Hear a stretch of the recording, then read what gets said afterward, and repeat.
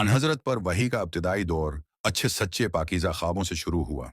आप ख्वाब में जो कुछ देखते वो सुबह की रोशनी की तरह सही और सच्चा साबित होता। फिर मनजानिब कुदरत आप तन्हाई पसंद हो गए और आपने गार हिरा में खलूत नशीनी अख्तियार फरमाई और कई कई दिन और रात वहाँ मुसलसल इबादत और याद लही वो जिक्र व फिक्र में मशगूल रहते। जब तक घर आने को दिल न चाहता तोशा हमराह लिए हुए वहाँ रहते।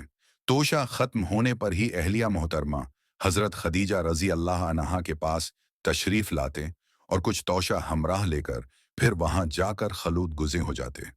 यही तरीका जारी रहा यहां तक कि आप पर हक मुनकशिफ हो गया और आप गार हराही में क़याम पज़ीर थे कि अचानक हजरत जबरील अलैहिस्सलाम आपके पास हाजिर हुए और कहने लगे कि ए मोहम्मद पढ़ो। आप फरमाते हैं कि मैंने कहा कि मैं पढ़ना नहीं जानता। आप फरमाते हैं कि फरिश्ते ने मुझे पकड़कर इतने जोर से भींचा कि मेरी ताकत जवाब दे गई। फिर मुझे छोड़कर कहा कि पढ़ूं। मैंने फिर वही जवाब दिया कि मैं पढ़ा हुआ नहीं हूं। इस फरिश्ते ने मुझको नहायत ही जोर से भींचा कि मुझको सख्त तकलीफ महसूस हुई। फिर उसने कहा कि पढ़। मैंने कहा कि मैं पढ़ा हुआ नहीं हूं। फरिश्ते ने तीसरी बार मुझको पकड़ा और तीसरी मर्तबा फिर मुझको भींचा, फिर मुझे छोड़ दिया और कहने लगा कि पढ़ो अपने रब के नाम की मदद से जिसने पैदा किया और इंसान को खून की फटकी से बनाया। पढ़ो और आपका रब बहुत ही मेहरबानियां करने वाला है।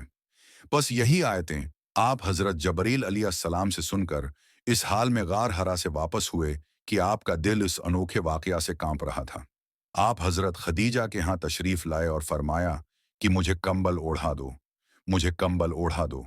लोगों ने आपको कंबल ओढ़ा दिया। जब आपका डर जाता रहा तो आपने अपनी जोजा मोहतरमा हजरत खदीजा रजी अल्लाह अन्हा को तफसील के साथ ये वाकया सुनाया और फरमाने लगे कि मुझको अब अपनी जान का खौफ हो गया है। आपकी अहलिया मोहतरमा हजरत खदीजा रजी अल्लाह अन्हा ने आपकी ढारिस बंधाई और कहा कि आपका ख्याल सही नहीं है। खुदा की कसम आपको अल्लाह कभी रसवा नहीं करेगा। आप तो अखलाक फाजला के मालिक हैं। आप तो कनबह परौर हैं। बेकिसों का बोझ अपने सर पर रख लेते हैं। मुफलिसों के लिए आप कमाते हैं। मेहमान नवाजी में आप बेमिसाल हैं और मुश्किल वक्त में आप अम्र हक का साथ देते हैं। ऐसे उसाफ हुस्ना वाला इंसान यूं बेवक्त जल्लत व ख्वारी की मौत नहीं पा सकता। फिर मजीद तसल्ली के लिए हजरत खदीजा रजी अल्लाह अन्हा आपको वर्का बन नौफल के पास ले गईं, जो उनके चचाजाद भाई थे और जमाना जाहलियत में नसरानी मजहब अख्तियार कर चुके थे और उबरानी जबान के कातब थे। चनांचे अंजील को भी हसब मंशाए खुदावंदी अबरानी जबान में लिखा करते थे। अंजील सरियानी जबान में नाजिल हुई थी, फिर उसका तर्जुमा उबरानी जबान में हुआ। वर्का इसी को लिखते थे। वो बहुत बूढ़े हो गए थे, यहाँ तक कि उनकी बिनाई भी रुखसत हो चुकी थी।